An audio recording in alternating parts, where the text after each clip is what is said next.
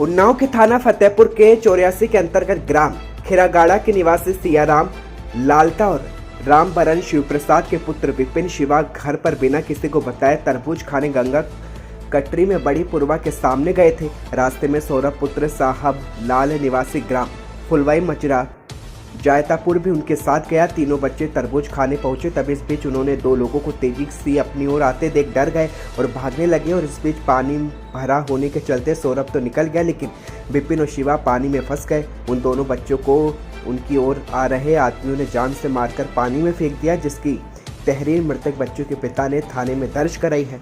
भैया आप कहाँ के रहने वाले? हम खैरागाड़े के रहने वाले हैं। क्या मामला क्या है? भैया ये बच्चे एक दिन सुबह 9 बजे निकले, हमारी वहाँ गाड़ी थी, उस मतलब चाचा की गाड़ी के पास हम जाएंगे, वहीं हमारे पापा होंगे चाचा। तो ये बच्चे हमसे पहले निकल चुके थे। कहाँ के लिए निकले थे? ये तरबूज खाने के लिए निकले थे। तो कौन सा एरिया लगता है? थाना कौन सा है? ये फतेहपुर 84। क्या नाम है आपका? शिव दुलारे नाम है। बच्चे का क्या नाम? शिवा नाम है, एक का विपिन नाम है। गाँव कौन सा है आपका? खैरागाड़ा नाम है। खैरागाड़ा। तरबूज खाने के लिए कहाँ जा रहे थे? ये पहले निकले हैं अपने गाड़ी के पर, वहाँ हमारी सेसर लगी हुई थी। जब वहाँ हम मिले नहीं, साहेब लाल के खेत में हमारी मतलब सेसर ट्राली खड़ी हुई थी। वहाँ बच्चे जब पहुँचे तब साहेब लाल का पुत्र सौरभ मिला। सौरभ मिले तो वो भी है करीब 13 साल के आसपास, 14 साल का है। तो वो मिले कि यार चलो तरबूज खिला लाते हैं। ये हमारे बच्चे कभी नहीं गए थे। ये तीनों सारथी बन के गए उधर तरबूज की खेती की तरफ। वहाँ एक दिन पहले लड़ाई हुई थी, ये बात मुझे भी नहीं मालूम थी और हम उधर जाते ही नहीं है। तो बच्चे मंगलवार को ये बच्चे अचानक वहाँ चले गए। तो ये तीनों तरबूज सौरभ बता रहा था। कहाँ पे हुआ था? ये तरबूज के बारी में हुआ, वहीं बारियों में हुआ तरबूज के। वहाँ पे गए थे कुछ लोग, अन्य लोग, उनका नुकसान पहुँचाए। तरबूज जो खेती कर रखे उनका नुकसान पहुँचाए। सोमवार को, ये मंगलवार को बच्चे पहुँच गए वहाँ सुबह के टाइम, वही 10 बजे के आसपास, 10-11 बजे वहाँ पहुँच गए खेत में। ये बच्चे को मालूम नहीं था कि मतलब क्या है वो। उन्होंने सौरभ भी बोला कि वहाँ से खाते हैं, और तीनों ये बच्चे मिलके तरबूज तोड़ के खाने लगे। इतने में सौरभ देखा कि एक लड़का डंडा लेके आया, वो लाल बनियान पहन रहा है, जो छोटा है वो पीला बुस्कट पहन रहे हैं। दो थे वो। तो सौरभ ये ने भागे। शिवा विपिन था, ये तैर नहीं पाते थे, भागे तो ये, मगर ये पानी के बीच में फंस गए। सोचे अगर भागेंगे अंदर घुसेंगे तो बूढ़ जाएंगे, तो वहीं रुक गया। सौरभ तैर लेता था, तैरने के कारण वो बाहर आ गया। सौरभ पाछे मुड़ के देखा कि उनको लात भूसे से मारने में जुटे हुए हैं। सौरभ किसका बेटा है? ये साहेब लाल का है। साहेब लाल आपके घर के आसपास ही रहते हैं? वो हमारे घर से थोड़ा दूरी में फुलवाई है, फुलवाई में रहते हैं। क्या पहले से आपकी कोई रंजिश है साहब लाल से? नहीं, रंजिश तो हमारी नहीं है, किसी से रंजिश नहीं थी, इसीलिए हमने कुछ डाउट नहीं किए कि हमारे खेत पे जो झगड़ा हुआ था सिर्फ वही हुआ। हाँ, उसी का रंजिश था, उनका नुकसान किए थे। वो सोचे अब आज फिर ये समझे कि आज बद्री प्रभा के ये लड़के आगे, आज इन्हीं को मार डालेंगे हम। जब सौरभ मार रहा था तो वहाँ कोई बचाने नहीं पहुंचा? सौरभ इतना वहाँ बोला, हम इतना डर गए थे कि हमारी कुछ आवाज ही नहीं निकली और हम चुपचाप चले आए घर।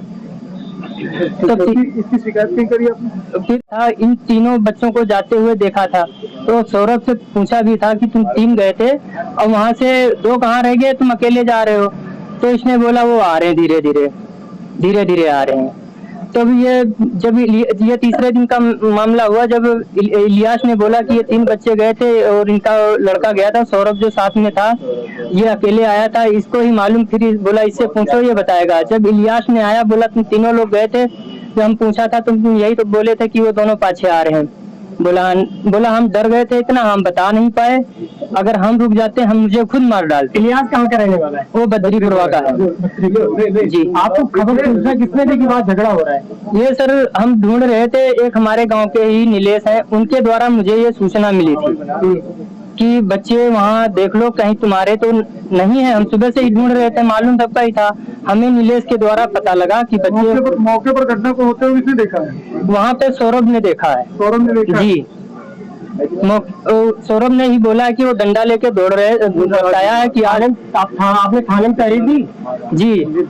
थाने इंचार्ज क्या कह रहे हैं? थाने इंचार्ज तो सर ये काफी दिनों तक मतलब हम दौड़ते रहे, मतलब कोई जांच बोला कि हमें ठोस सबूत दो, उसके बाद में हम कार्रवाई करेंगे।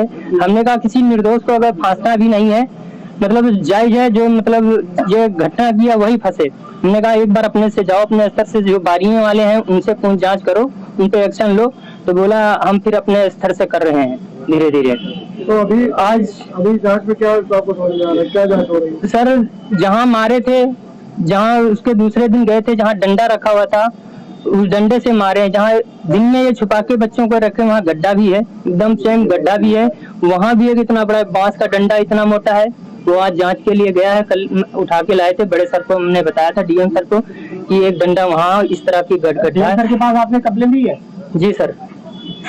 तो क्या इसके पहले भी वो लोग ये ऐसी इस प्रकार की घटनाएं कर चुके हैं? सर ये पहले नहीं किए, उनका जब बारियों वालों का नुकसान किए हैं, मारे पीटे हैं लोगों ने, वो इसी के रंजिश में आके ये नहीं समझ पाए कि ये बच्चे दूसरे गांव के हैं, उन्होंने गुस्से में ये काम कर दिया। वो रंजिश में किया, लेकिन उनको पक्की जानकारी नहीं, पक्की जानकारी नहीं। कौन नहीं है? जी। कौन है?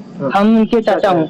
उनके पिताजी? ये रामबरन है। क्या नाम है आपका? रामबरन है। बच्चा कितने साल का है? 10 साल का है। सबसे बड़ा बच्चा है? सबसे बड़ा बच्चा मेरा है। इसके बाद विपिन का है। आप क्या करते हो? हम कुछ काम हम करते हैं, मंडी में बटाई खेती करते हैं। आपको कब मालूम पड़ी घटना कब मालूम पड़ी? घटना 8 बजे रात को हमको पता सूचना लगी कि आप कि बच्चे आपके तुम्हारे तो नहीं है। तो हमने कहा हाँ बच्चे तो ढूंढ रहा हूँ।